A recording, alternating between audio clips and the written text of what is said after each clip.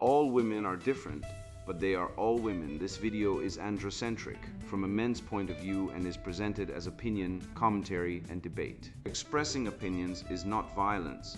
These are ideas to challenge, question, and argue in public, because classical liberalism relies on the First Amendment for its dialectic. If you are a feminist, then consider this. If patriarchy truly existed as claimed, feminism could not.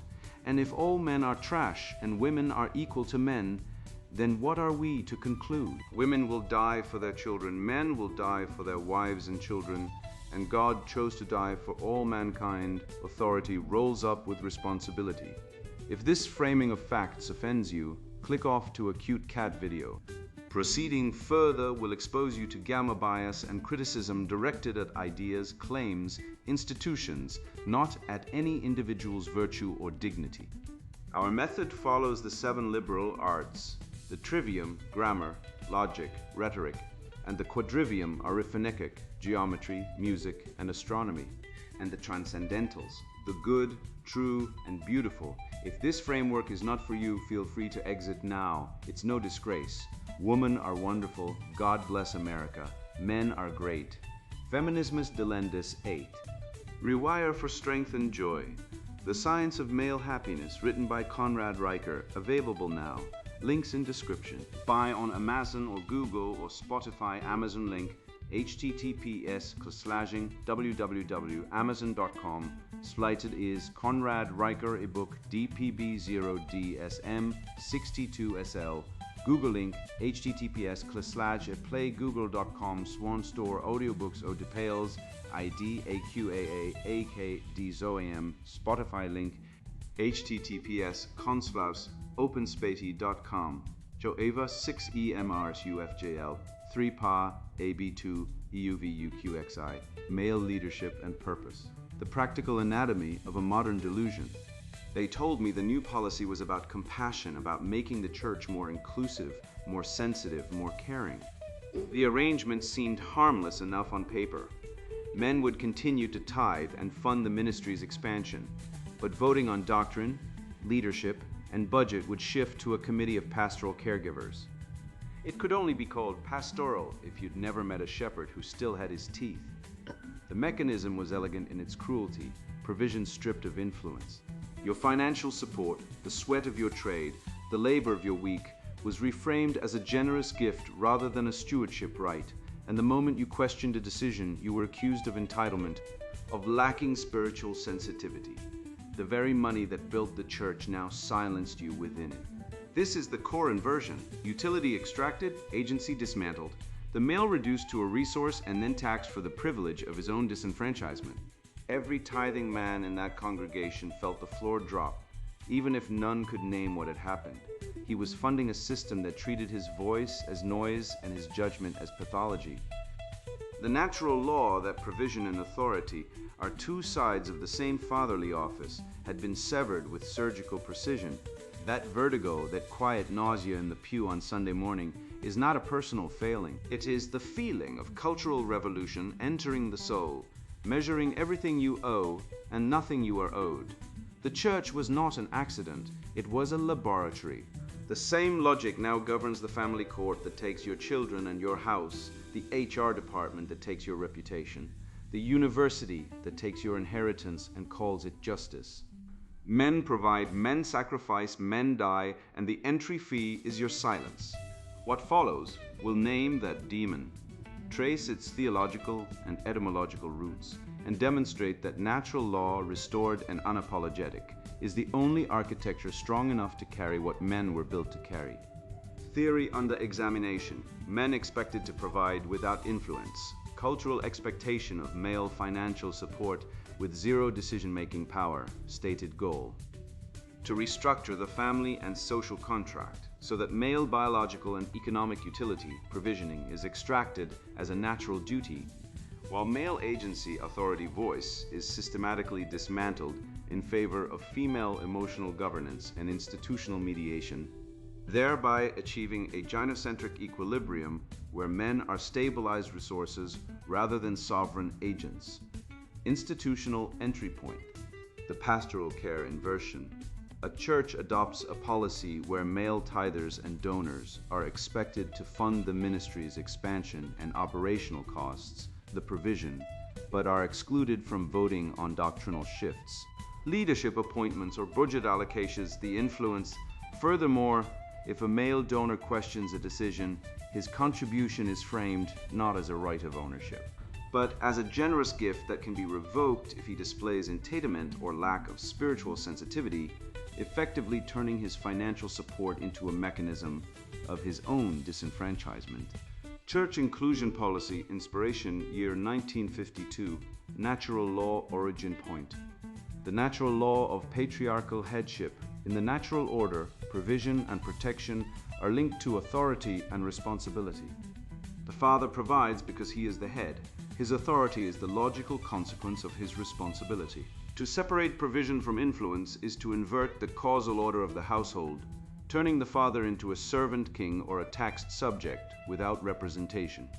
Overall vector size, 8/10 minus a satanic inversion that transforms the male from a sovereign architect into a funded instrument, using the language of humility and service to mask the theft of his natural right to govern what he sustains.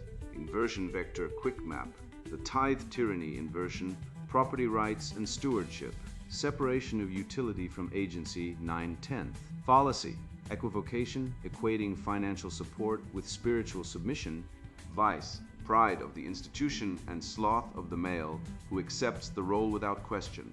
Way home, restore the covenant. Provision is the means of stewardship, not the substitute for it. Men must have proportional voting power based on their contribution and responsibility. The humility trap, truth and reason. Moralization of ignorance, 7/10. Fallacy, ad hominem, circumstantial, dismissing a man's argument because he is a provider, implying his interest is biased, whereas a woman's emotional reaction is pure. Vice, resentment of the leadership and envy of male competence. Way home, reclaim humility as truthfulness, not silence. A man who speaks hard truths for the good of the house is humble. A man who nods while the house burns is a coward. The therapeutic casework, justice and due process. Subjectivity over objectivity, 8/10. Fallacy, appeal to emotion. How does this make you feel? Replaces, is this true? Vice, cowardice, fear of conflict, and lust for control of the narrative. Way home, restore objective standards. Feelings are data, not verdicts. Due process must apply equally to the provider and the beneficiary. Corollaries. One man becomes spiritually infantile, waiting for permission to act. 2. Churches become consumer-driven entertainment venues rather than truth-based communities. 3. Male sacrifice is taken for granted and never reciprocated with respect. 4. Doctrinal drift occurs because those paying the bills have no vote. 5. Divorce rates rise as men feel unappreciated and unheard in their primary sphere, home, and secondary sphere, church. 6. The church loses its prophetic voice, becoming a mirror of cultural sentimentality. 7. Men disengage from public life, retreating into private consumption. 8. Authority becomes arbitrary, based on charisma and emotion rather than law and tradition. 9. The concept of covenant is replaced by contract, where men pay for services rendered. 10. Spiritual abuse is normalized as discipline or guidance from above. Evil consequences. 1. Depopulation. Men withdraw from marriage and family because the cost, financial plus emotional, outweighs the benefit, authority plus joy. 2. Fatherlessness. Men become absent providers, physically present, but spiritually and emotionally absent. 3. Miseducation. Children learn that truth is subjective and power is emotional, not rational. 4. Institutional corruption. Churches become bloated bureaucracies funded by resentful men. 5. Loss of inherited culture. The male transmission of faith and tradition is broken. 6.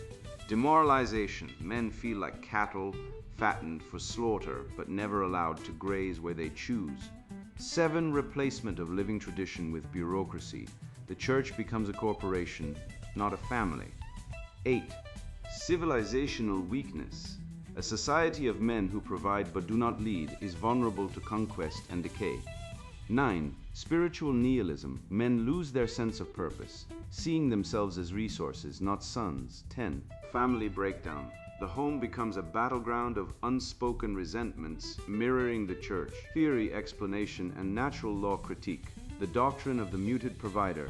How institutions turn men into appliances. 1. What the theory claims to want.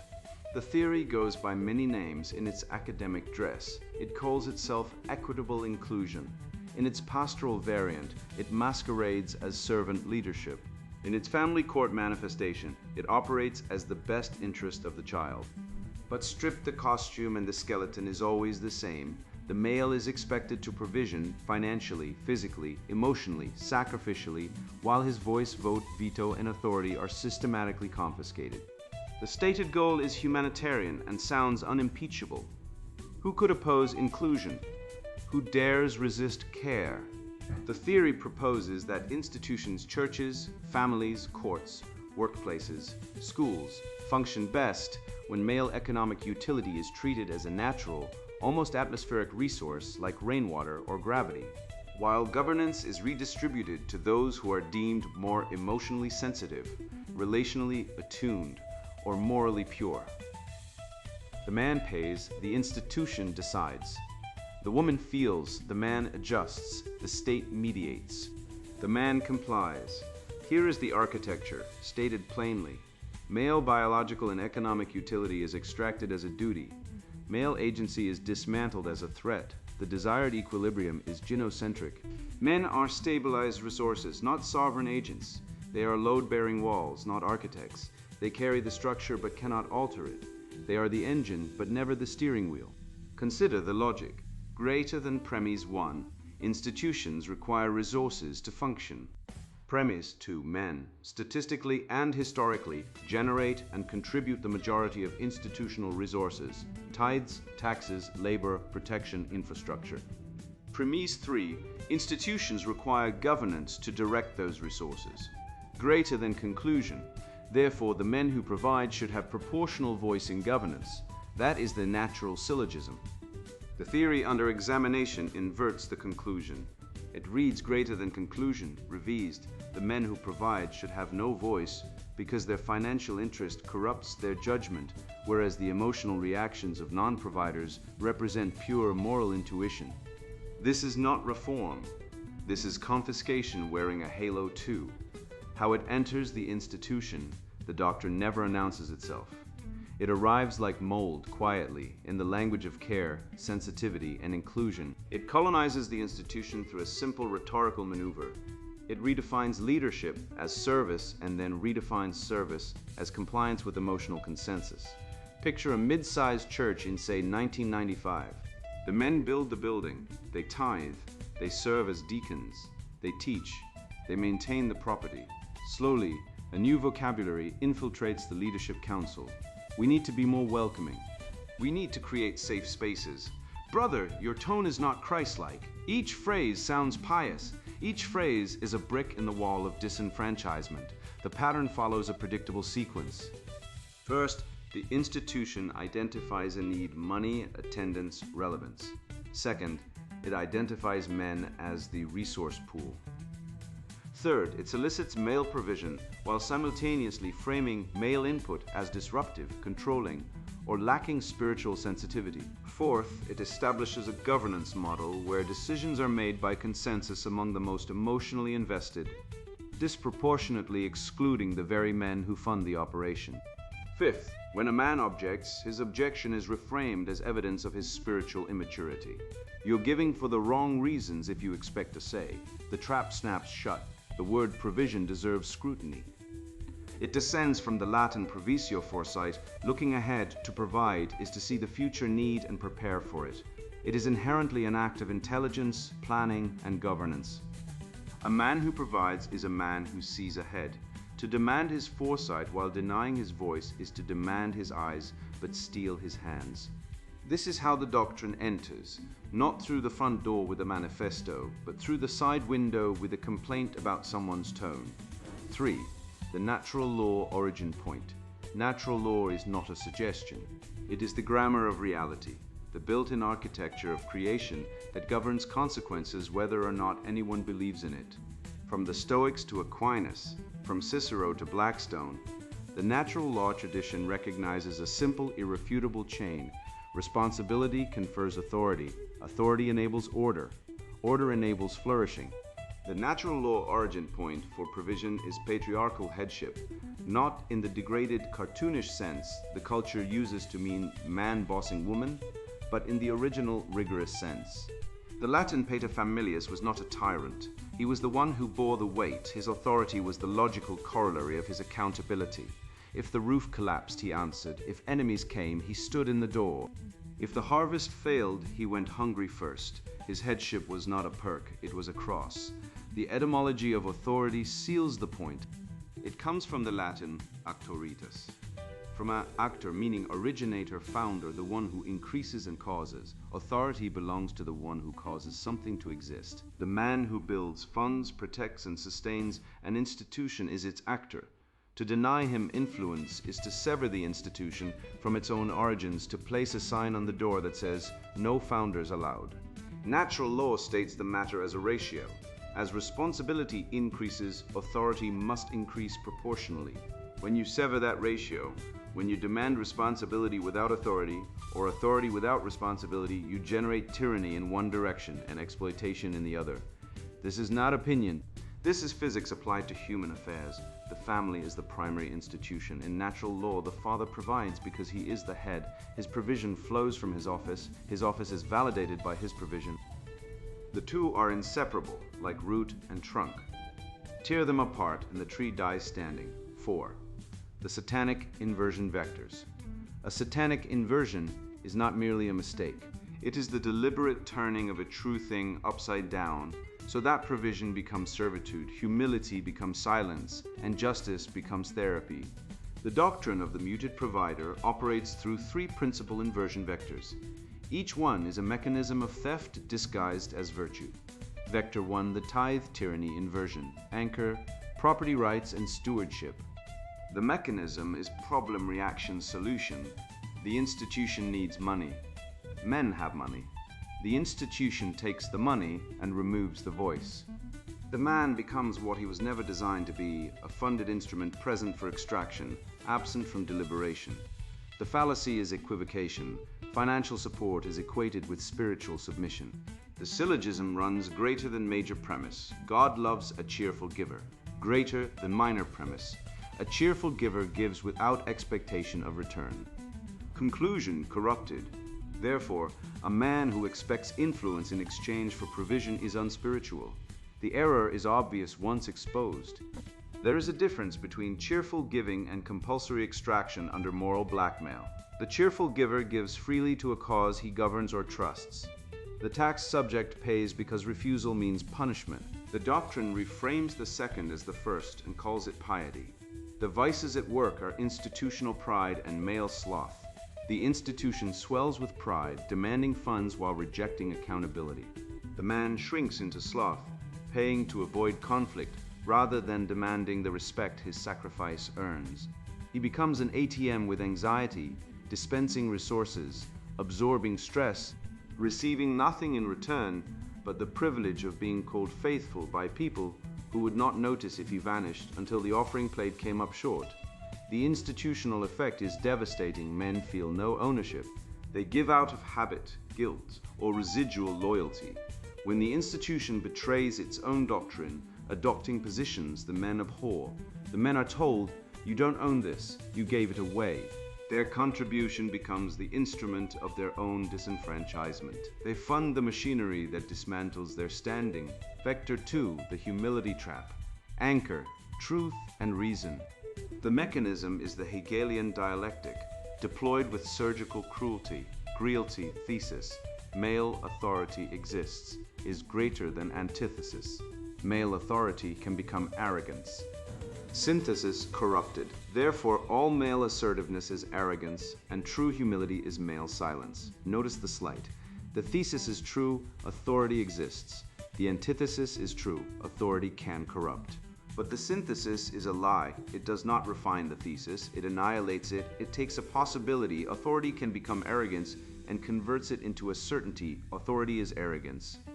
By that logic, because breathing can spread disease, breathing is disease. The fallacy is ad hominem circumstantial. When a man who provides objects to the direction of the institution, his objection is dismissed because he is biased by his financial interest as if his interest invalidates his evidence. Meanwhile, the emotional reactions of non-contributing parties are treated as pure and selfless, as though having no stake makes one automatically wise. A moment's thought exposes this. A person with no stake in an outcome has no incentive to ensure the outcome is good. Detachment is not virtue. It is often just indifference wearing a halo. The vices are resentment and envy. The institution's leadership, or whoever benefits from male silence, resents male competence. Competence is a rebuke to the incompetent. The man who sees clearly, plans well, and builds effectively makes the bumbling consensus machine look foolish. Rather than improve, the machine pathologizes the competence. You're being controlling. You need to work on your humility. Why can't you just trust the process? The word humility itself demands rescue. From the Latin humilitas, groundedness, from humus, earth, the humble man is the one rooted in reality. He names what is true even when it costs him. Humility is not self-erasure, it is self-honesty. A man who watches an institution decay and says nothing is not humble, he is cowardly. The humility trap turns cowardice into a sacrament and names the truthful man a heretic. Vector 3, the therapeutic casework, anchor, justice, and due process. The mechanism is ersatz substitution, the replacement of justice with care. Due process evidence, cross-examination, proportional judgment, objective standards is replaced by therapeutic inquiry. How does this make you feel? Are you feeling safe? Do you feel heard? The fallacy is appeal to emotion. The question, is this true, is displaced by, is this hurtful? A claim can be both true and hurtful. In fact, the truest claims are often the most hurtful, because reality does not negotiate with vanity. By replacing truth claims with feeling claims, the institution ensures that whoever can perform the most convincing pain controls the outcome. In a gynocentric cultural context, where feminine distress is treated as morally authoritative and male distress is treated as evidence of pathology, this substitution guarantees that male providers are held to an impossible standard. They must fund the institution, absorb its decisions, and soothe the emotional reactions of everyone around them, all while their own objections are framed as evidence of their insensitivity. They are told to be vulnerable, but their vulnerability is weaponized against them. They are told to seek help, but the help on offer is a referral to a therapist who will diagnose their legitimate grievance as adjustment disorder. The vices are cowardice and the will to control. The institution fears conflict, so it replaces adjudication with therapy. But therapy as governance is not peace. It is tyranny in a soft voice. The person who controls the emotional temperature of the room controls the room, and the man who pays for the room is expected to sit in silence while his thermometer is read back to him as indictment. 5. The corollaries and consequences. The doctrine does not merely harm individual men. It produces cascading institutional and civilizational corruption. Trace the consequences in order. Men become spiritually infantile. A man with no voice learns to wait for permission. He does not initiate. He does not correct. He does not risk. He becomes a large child who pays bills, an overgrown adolescent with a retirement account. The institution gets his money but loses his fire. Eventually, it loses both. Institutions become consumer venues rather than truth communities. Without male governance, without the demand for doctrinal fidelity, fiscal integrity, and strategic direction, institutions drift toward entertainment. The church becomes a TED Talk with a worship band. The school becomes a daycare with accreditation. The family becomes a hotel with a meal plan. The men who once shaped these institutions withdraw into passive provision, and the institutions lose their spine. Male sacrifice is taken for granted. This is the deepest insult. The man who works 60 hours, pays the mortgage, coaches the team, fixes the roof, and tithes faithfully is invisible until he stops. Then he is a deadbeat. Then he is irresponsible. His goodness is not praised. His failure is punished. This is not gratitude. This is extraction. The Roman playwright Plautus had a phrase for it: homo homini lupus. Man is a wolf to man. The modern variant: the institution is a vampire to the provider. It feeds on his blood and complains that he is pale. Doctrinal and institutional drift occurs because those paying have no vote. This is not speculation. It is observable mechanics. When decision-making is severed from contribution, decisions degrade. The deciders have no skin in the game, or worse, they have an incentive to spend other people's resources on their own preferences. This is the principal agent problem, and it is the terminal disease of every institution that adopts the muted provider doctrine. The church that silences its tithing men will eventually adopt theology that those men abhor. The company that ignores its most productive workers will eventually promote its most political ones. The family that strips the father of authority will eventually produce children who respect no one. Men disengage. This is the final corollary, and it is already upon us. Men are walking away from marriage, from church, from civic life, from the entire architecture of provision that civilization requires, not because they are lazy, not because they are afraid of commitment, because they have done the math. The cost-benefit analysis is brutal. The modern contract demands male provision, male risk, male restraint, male sacrifice, and returns contempt, disenfranchisement, and the ever-present threat of confiscation. A man does not need a philosophy degree to recognize a raw deal. He simply stops signing. Civilizational weakness follows. A society of men who provide but do not lead is a society without a steering wheel. It can still move carried by inertia, by the residual capital of previous generations, by the brute momentum of male labor, but it cannot turn. It cannot avoid the cliff. It cannot correct course. It is an engine with no driver, and the passengers in the back seat are arguing about the radio. 6. The fallacies and vices that power the fall. The doctrine survives not because it is true, but because it is useful to those who benefit from male silence. It is propped up by a scaffolding of fallacies and powered by an engine of vices. Identify them, name them, starve them. Equivocation is the foundation. Giving is conflated with surrendering. Support is conflated with submission. Servant leadership is conflated with servitude. Each conflation is deliberate. Each one obscures a theft. Ad hominem circumstantial is the enforcement tool. When a man objects, his objection is dismissed as self-interested, as if self-interest invalidates logic. But self-interest is not a fallacy when the interest is legitimate. A man who funds an institution has a legitimate interest in its direction. To dismiss that interest is to argue that only the disinterested should govern, which means only the irresponsible should rule. Appeal to emotion is the adjudication method. How does this make you feel? Replaces what does the evidence show in any dispute. The party who can perform the most convincing distress wins. This is not justice, it is theater. And the provider, culturally conditioned to absorb distress rather than display it, is always the loser. Beneath the fallacies lie the vices.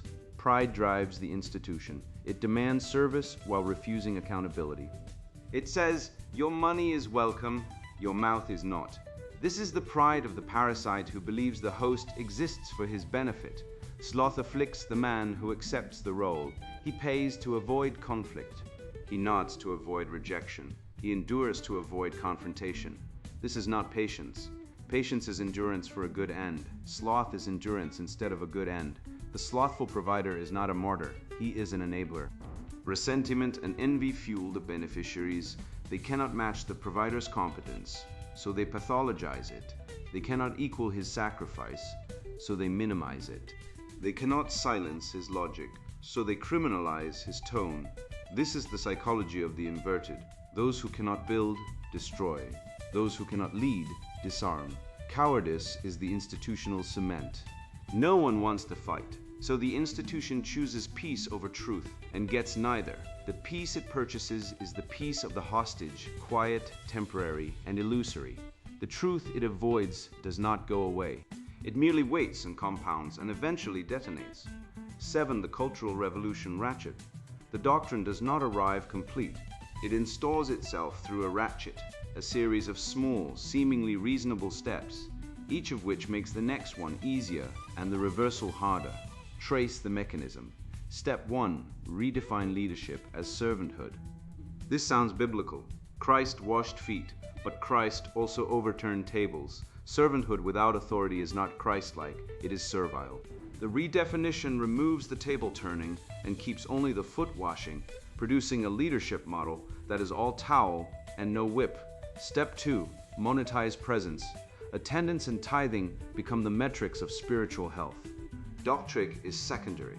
The man who gives faithfully but questions direction is less spiritual than the man who gives faithfully and says nothing. Compliance is baptized as devotion. Step 3. Pathologize male assertiveness. When a man challenges a decision, fiscal, doctrinal, strategic, his challenge is reframed. It is not a concern, it is control. It is not leadership, it is toxicity. The word toxic is the modern equivalent of heretic, a label that terminates discussion and banishes the labeled. Step 4. Institutionalize emotional safety. Safe spaces exclude male critique by labeling it unsafe. But safety divorced from truth is not safety. It is a padded cell. The institution becomes incapable of hearing correction because correction feels threatening, and feeling threatened is now the highest crime. Step 5. Replace doctrinal accountability with relational accountability. No longer, is this teaching true? Now, did this teaching hurt someone's feelings? If someone's feelings are hurt, the teaching is modified regardless of its truth. The institution surrenders its epistemology to whoever can muster the most convincing grievance. Step 6. Create a glass ceiling for male authority. Men may serve as deacons, but not elders. Elders, but not pastors. Pastors, but not decision makers. The roles that require sacrifice are open. The roles that confer governance are closed. The man may carry the cross, but may not hold the staff. Step 7. Weaponize grace. Grace, the unmerited favor of God, becomes a shield for institutional error. When the institution errs, it pleads grace. When the man errs, he faces discipline. Grace flows upward. Consequences flow downward. This is not Christianity. This is feudalism, investments. Step 8. Fragment male brotherhood. The doctrine isolates men, pitting them against each other for institutional favor. The man who speaks up is divisive. The man who stays quiet is mature. The brotherhood that should support collective resistance is dissolved into a competition for approval. Step 9. Normalize emotional exploitation. Men are told they must do the work of emotional labor, learning, adapting, accommodating, while their own emotional reality is dismissed or pathologized. The institution taxes male patience and calls it growth. Step 10. Finalize the inversion. The man is the body, passive, sustaining, instrumentalized. The institution and its emotional consensus are the head, active, directing, unaccountable. The organism runs on the man's blood but is controlled by impulses he cannot correct. It staggers forward, bleeding, confused, and increasingly hostile to the very system that keeps it alive. This is the ratchet. Each click seems small. Each one is irreversible without force. And by the time the mechanism is complete, the man no longer recognizes the institution he built, nor himself within it. 8. The counter-revolution home. The way home is not complicated. It is hard, which is not the same thing. Hard is the territory of men. Complicated is the territory of committees. The path of restoration runs through 8 markers. Restore the covenant of provision and authority. The man who provides governs. This is not tyranny, it is architecture. If you carry the load, you choose the route. Any institution that demands provision without influence is not asking for partnership. It is demanding tribute. Refuse the demand. Set the terms. I will fund what I govern. I will not fund what enslaves me. Reclaim humility as truthfulness. The word humilitas means groundedness, footing on the earth of what is real. The humble man does not hide his competence. He does not apologize for his vision. He does not whisper when the house is burning. He names the fire, grabs the extinguisher, and acts. If the institution calls this arrogance, the institution has lost its dictionary. Speak anyway. Rebuild objective standards. Feelings are data, not verdicts. I feel unsafe is a report, not a ruling. Restore due process, evidence, cross-examination, proportional response, equal application. If the institution refuses, withdraw. Do not negotiate with emotional terrorists who use therapy language as a hostage situation. Restore reciprocal accountability. The provider deserves gratitude, honor, and voice. The beneficiary owes diligence, stewardship, and respect. If the institution extracts provision while denigrating the provider, the institution has broken covenant. A man under broken covenant is not bound to continue funding his own dissolution. He is bound to withdraw, reorganize, and rebuild. Cultivate brotherhood outside institutional capture. The doctrine isolates men because isolated men are controllable. Find your brothers, form the bond, train together, build together, hold each other accountable to truth. A brotherhood of providers who refuse the muzzle is the most dangerous thing the doctrine can face, because it cannot isolate what is networked, and it cannot shame what is mutually honored. Practice selective engagement. Not every institution deserves your provision. Audit the return. Does this church honor fathers? Does this school teach truth? Does this workplace reward competence? If not, redirect your resources, time, money, loyalty, labor, toward institutions that do starve the parasite, feed the organism. If no worthy institution exists, build one. That is what men do. Restore the father as sovereign of the household. The household is the primary institution. If the father has no authority there, he has none anywhere. This does not mean tyranny. It means auctoritas, the authority of the one who originates, builds, and sustains. Lead with service. Govern with sacrifice, but govern. A father who provides without governing is not selfless. He is absent even when he is physically present. His children learn that authority belongs to whoever complains loudest, and the cycle deepens. Cultivate elder wisdom and honor the gray head. The doctrine treats older men as relics, outdated, irrelevant, embarrassing. Natural law treats them as treasure.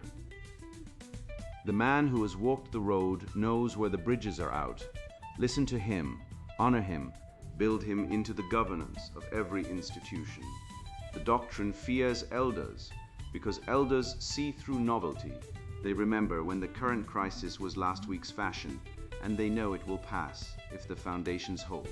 The maxim that seals it a real man is appetite under law. He produces more than he consumes. He builds, protects, and provides because that is his design, his telos, his joy. But he does not build for those who chain him. He does not protect those who disarm him. He does not provide for institutions that despise his voice. Authority without sacrifice is tyranny. Sacrifice without authority is exploitation. The man who accepts the latter is not humble. He is conquered. The doctrine of the muted provider is a doctrine of conquest. It does not arrive with armies. It arrives with feelings, policies, and pastoral concern. But its effect is identical. The subjugation of the builder to the built upon, the silencing of the architect in the house he designed. The counter-revolution begins with a single word spoken by a man who has had enough. That word is no. No, I will not fund my own disenfranchisement. No, I will not confuse compliance with virtue. No, I will not call my God-given authority a disease. No, I will not apologize for the strength that built everything you are standing on. Then, having said it, build the household, build the brotherhood, build the institution that honors its builders, build the life that leaves order behind. That is the path home. It is steep, it is narrow, it is the road men were made to walk. Counter-revolution path, the restoration, 12 ramps, back from the ruin. The diagnosis is complete, the age of psychiasis, provision stripped of influence, sacrifice severed from authority. The male reduced to a funded instrument, humming in the corner of a house he built, but no longer governs, has calcified across every institution your fathers constructed. What remains of masculine energy in the West resembles a low-grade fuel, compressed under cultural sediment, smoldering without igniting, rich with unrealized heat, but never refined into the bright, clean fire that builds cathedrals and holds frontiers. The restoration does not require permission. It requires decision, discipline, and the patient reassembly of the grammar of order, definition by definition, institution by institution, father by father. Here are the 12 ramps home. 1. Restore the covenant.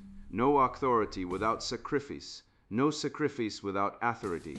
The satanic inversion called psychiasis operates by separating what God and nature joined, provision and governance.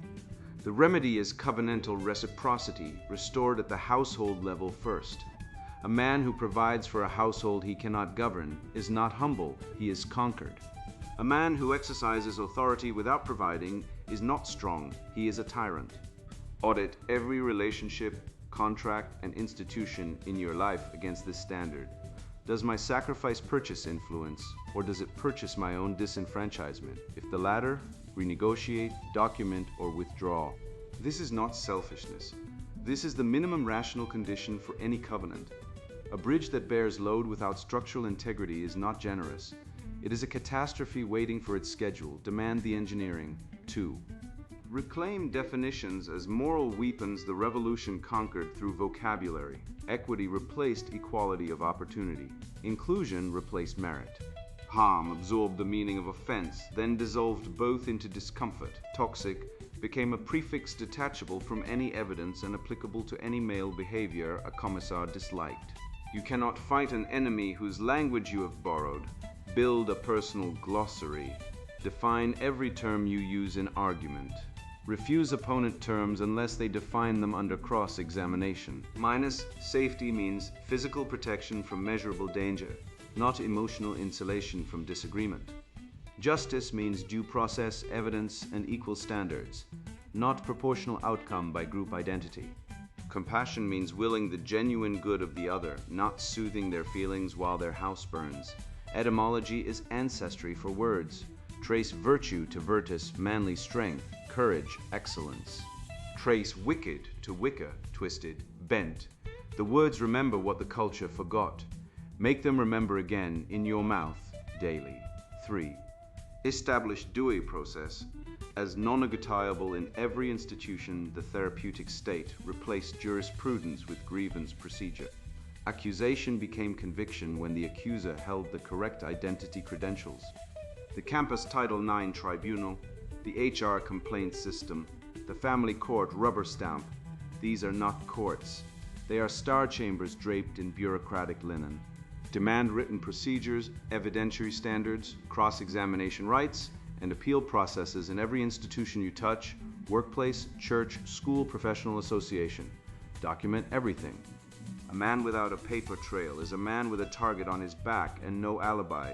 Refuse to participate in proceedings that deny due process, even or especially when they promise to move quickly or protect the vulnerable. Lynching moves quickly too. Support legal reform organizations fighting for presumption of innocence in family court, campus discipline, and workplace complaints. Fund them, volunteer for them. Due process is not a technicality for the guilty. It is the only barrier between civilization and the mob. Every great legal tradition, Roman lex, English common law, American constitutionalism, was built by men who understood that the alternative to procedure is not mercy, but terror. 4. Rebuild fatherhood as the first office of civilization. Fatherhood is not a role. It is an office, the first institution, the primal jurisdiction, the original department of education, defense, justice, and spiritual formation. Every other institution, school, church, state, exists to support the father's work, not to replace it. The modern state has spent a century displacing fathers because fatherless populations are dependent populations, and dependent populations are governable populations. A father names his children, literally and morally. He names reality. This is true. This is false. This is beautiful. This is degrading. This is good. This is evil. A father who cannot name these things has abdicated, no matter how much he provides. A father initiates. He opens the world to his children, teaches them to use tools to read the canon, to fight fairly, to pray, to work, to lose with dignity, to win with restraint. A father disciplines, not from rage, but from love that refuses to let a child remain a child. He raises adults, not permanent dependents. He knows that a household without discipline is not kind, it is chaotic, and chaos is cruelty dressed as leniency.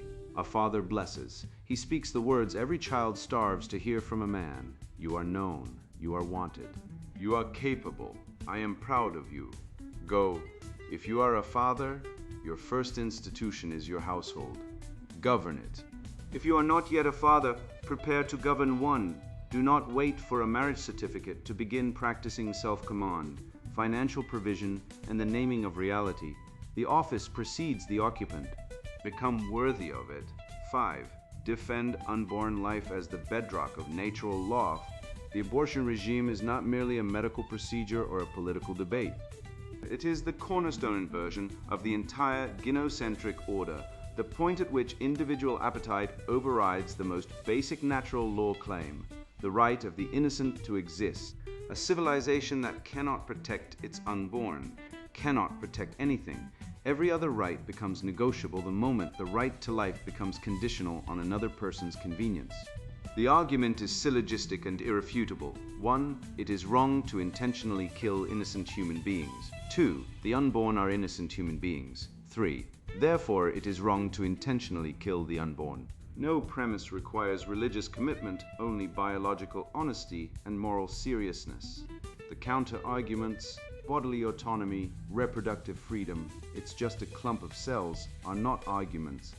They are incantations designed to stop thought. Meet them with definition. What is the entity being removed? Is it human? Is it alive? Is it innocent? Make your opponent deny one of these. Watch them squirm. Support pregnancy resource centers, adoption networks, and fatherhood programs. The pro-life position is not complete without pro-father provision. A culture that demands men take responsibility for their children must also grant them the authority and social support to do so. The protection of unborn life is the foundation of the paternal instinct made law. The strong defend the weak. The powerful restrain themselves for the sake of the voiceless. This is not opinion. This is the grammar of civilization. 6. Reclaim education under logos. Your children are being raised by an enemy apparatus. The government school, the university humanities department, the streaming algorithm, the social studies textbook, these are not neutral instruments. They are ideological delivery systems designed to sever children from their inheritance, from canon, from faith, from reason, from gratitude for the civilization that paid for the classroom. Pull your children out of institutions that teach resentment as analysis, grievance as history, and feelings as epistemology. This is not radical. It is triage. Build or join classical schools, co-ops, homeschool networks, parish schools that teach the trivium, grammar, logic, rhetoric, and the quadrivium. Teach Greek roots, Latin declensions, Euclidean proofs, the Catechism, the Federalist Papers, the King James Bible, Plutarch's Lives, the Rule of Saint Benedict.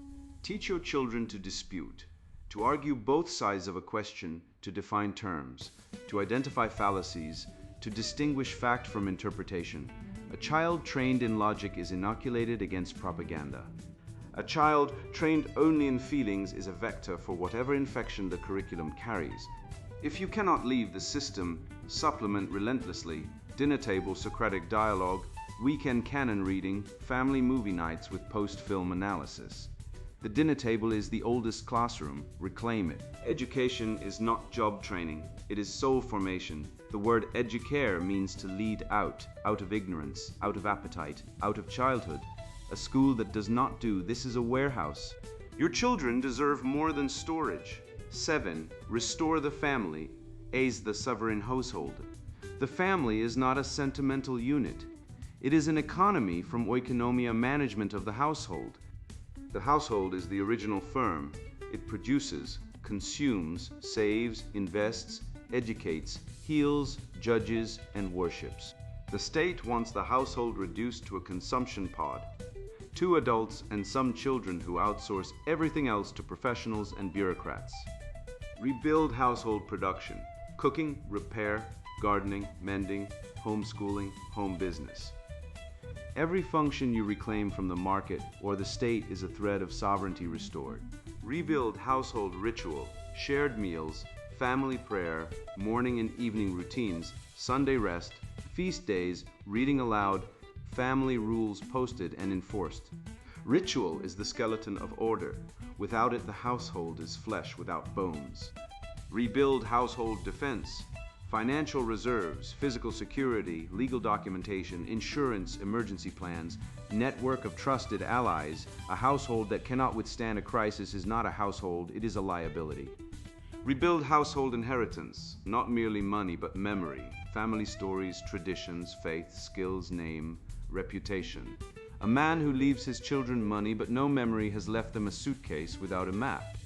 The household is the load-bearing wall of civilization. Strengthen yours, then help another man strengthen his 8 cultivate virtue through disciplined, self-command. The therapeutic culture replaced virtue with self-esteem.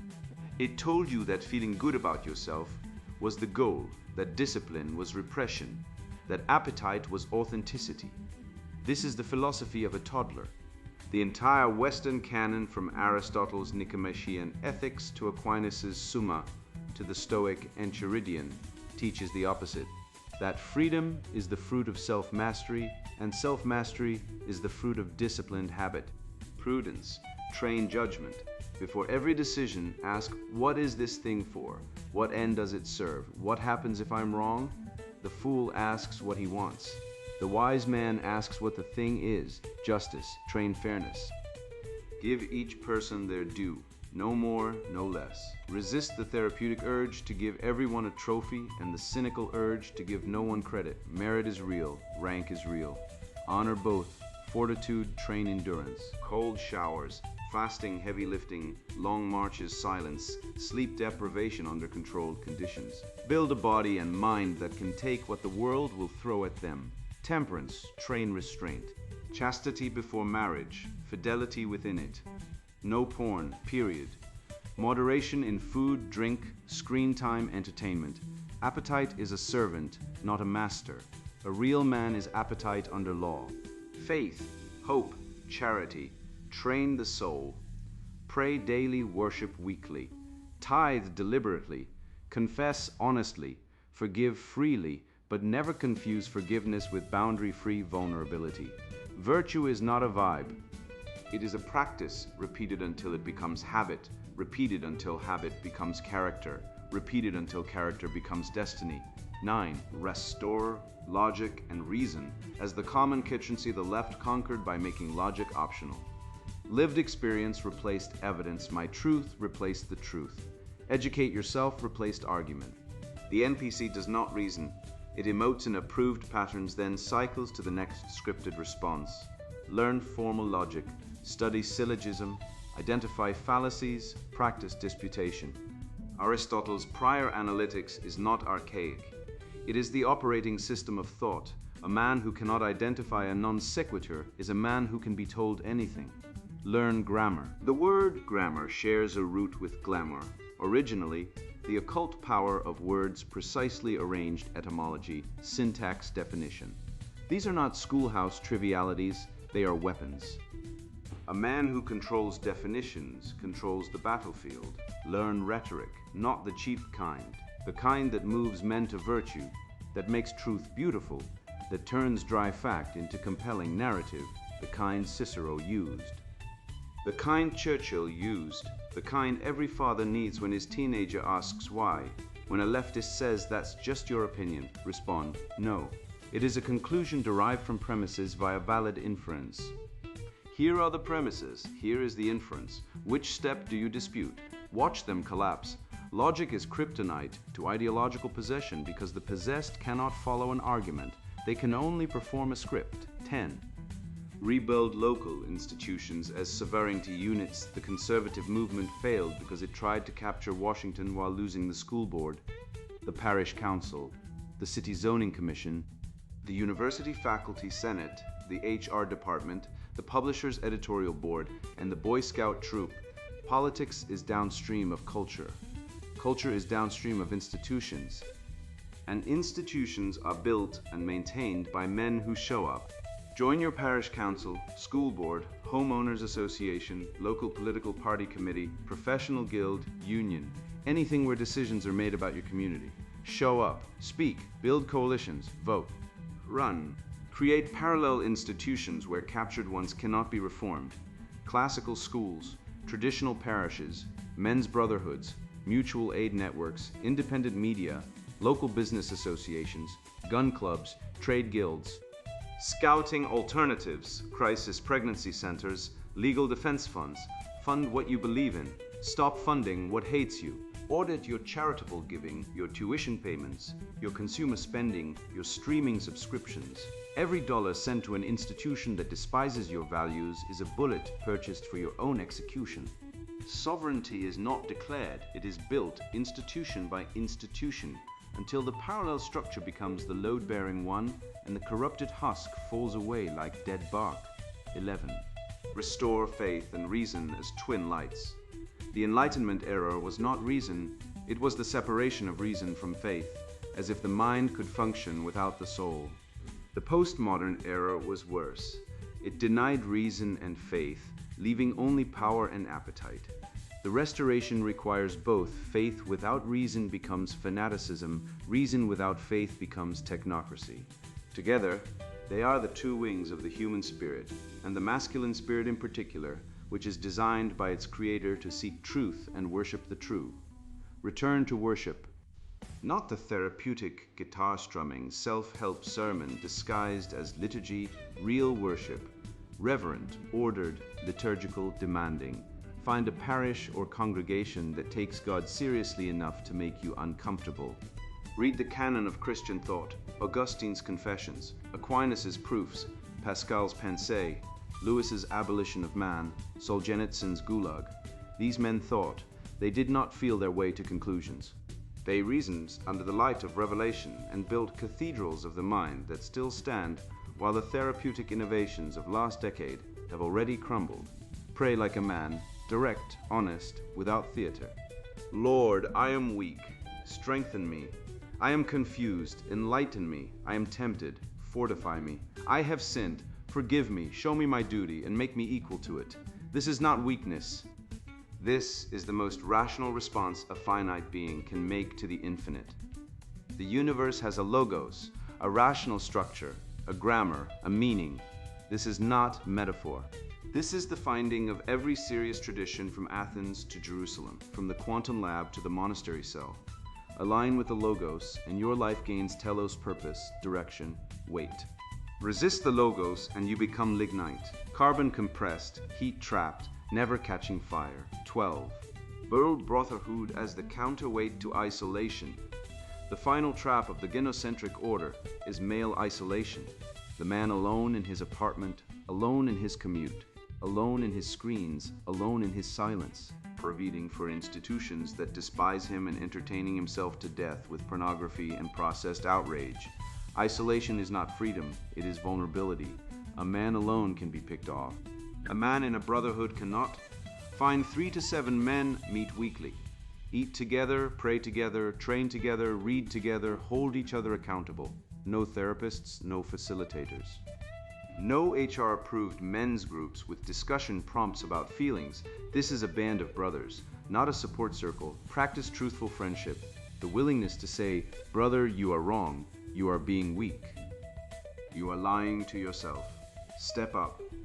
And the grace to receive the same words without defensiveness. Build mutual aid, share resources, skills, contacts, labor. Help each other move, repair, job hunt, navigate legal trouble, grieve losses. The state wants you isolated and dependent. Brotherhood makes you interdependent, the old masculine way, where men stood together, because standing alone meant dying alone, the maxim. The restoration is not a theory. It is a practice repeated daily in the body, in the household, in the street, until the old order reasserts itself through the simple weight of men who refuse to forget what they were for. Civilization is male sacrifice made ordinary. The bridge holds without applause. Real men build, and the fire compressed in you, the low-grade fuel smoldering under decades of cultural sediment, is waiting for the bellows. Strike it. The goal of this entire architecture, this slow surgical severing of provision from influence, is not accidental. It is engineered. The end game is a restructured social contract where your utility is extracted as duty, your voice is pathologized as pathology, and your agency is redistributed to institutions and emotions that answer to no one. You become a stabilized resource, a dermosklerite, a hardened, useful fragment of something that was once a whole man, not a sovereign agent, not a father, not a head. A wallet with a heartbeat, taxed into gratitude for the privilege of your own dispossession. And the evil of it is not loud. It does not come with chains. It comes with worship music and committee minutes, and the word servant. It comes with a theology that tells you humility means silence, that leadership means funding decisions you are not permitted to question, that your sacrifice is beautiful, precisely at the moment it stops being yours. The inversion is measured. It is procedural. It removes your authority one conversation at a time, one policy update at a time. One we hear your concerns at a time until you are sitting in a building your labor paid for. Being told your presence is welcome, but your perspective is not. That is not humility. That is conquest through compliment. So here is your counter-revolution, and it begins today. Sit down with your wife, your pastor, your business partner, whoever it is that has been cashing your checks while cashing out your vote, and say one sentence, I provide, therefore I decide. Not with rage, not with apology, with the calm, settled authority of a man who has finally noticed that the bridge he is holding up is not his cross to carry silently. If provision is your duty, then influence is your right. If they want your labor without your logos, let them find another beast. You are a man. You build what you govern, and you govern what you build. Everything else is theater. Sponsored book.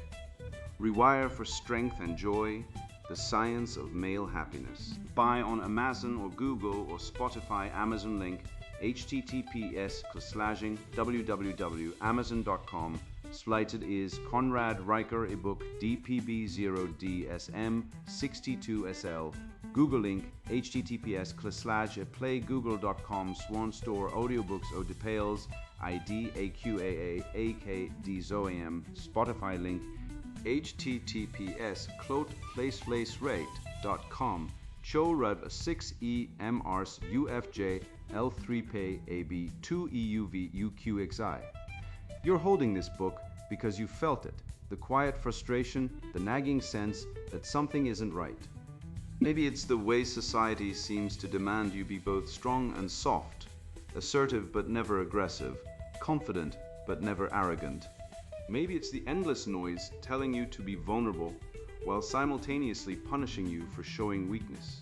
Or maybe it's the sinking feeling that no matter how hard you work, how much you achieve, or how much you give, it's never enough. You're not alone. I've been there too. I didn't set out to write this book because I had all the answers. I wrote it because I was tired of the confusion, the double standards, and the endless contradictions that men face in today's world. I wrote it because I wanted to understand why, despite having a good career, a loving family, and a strong body, I still felt like something was missing. I wrote it because I realized that happiness, real, lasting happiness, isn't something you stumble upon. It's something you build piece by piece with intention and discipline. This book is for men who are done playing by rules that don't make sense. It's for men who want to take control of their lives, embrace their true nature, and build a foundation of strength and joy that no one can take away. It's for men who are ready to stop apologizing for being men and start living with purpose, clarity, and confidence. If you're looking for a book that tells you to just be yourself or follow your heart, put this down now. This isn't that book. This is a book for men who want to understand the science of happiness, the biology of masculinity, and the practical tools to thrive in a world that often seems stacked against them. Here's what you won't find in these pages: platitudes, empty promises, or vague advice. What you will find is a clear, rational, and science-backed roadmap to becoming the strongest, happiest version of yourself. You'll learn how to rewire your brain for joy, navigate modern gender dynamics without losing your identity, and build resilience, discipline, and purpose in every area of your life. You'll discover the biological and psychological factors that shape male happiness, and you'll get actionable steps to strengthen your relationships, lead with integrity, and find fulfillment. But let me be clear, this book isn't for everyone. If you're content with mediocrity, if you're unwilling to challenge your assumptions, or if you're looking for an easy fix, this isn't for you. put it down and go do something else with your time. But if you're ready to take responsibility for your happiness, if you're willing to do the hard work of becoming the man you were meant to be, then keep reading. This book will change your life if you let it. The journey ahead isn't easy, but it's worth it. You'll face uncomfortable truths, confront your weaknesses, and push yourself in ways you never thought possible. But at the end of it, you'll emerge stronger, happier, and more fulfilled than you've ever been. You'll have the tools to navigate the complexities of modern life with confidence and clarity. And you'll finally understand what it means to be a man in a world that often seems determined to strip you of your identity. This is your chance to rewrite the script, to stop living by someone else's rules and start living by your own, to stop chasing happiness and start creating it. The choice is yours. Let's get to work. Buy on Amazon or Google or Spotify Amazon link https://www.amazon.com. Slated is Conrad Riker ebook DPB0DSM62SL. Google link https://playgoogle.com Swan Store Audiobooks O Depales ID AQAA AKDZOAM. Spotify link https://openspadepar.com. Show over 6 EMRS UFJL 3 par AB 2 EUVU QXE. Rewire for Strength and Joy. The Science of Male Happiness. Written by Conrad Riker. Buy now. Links in description.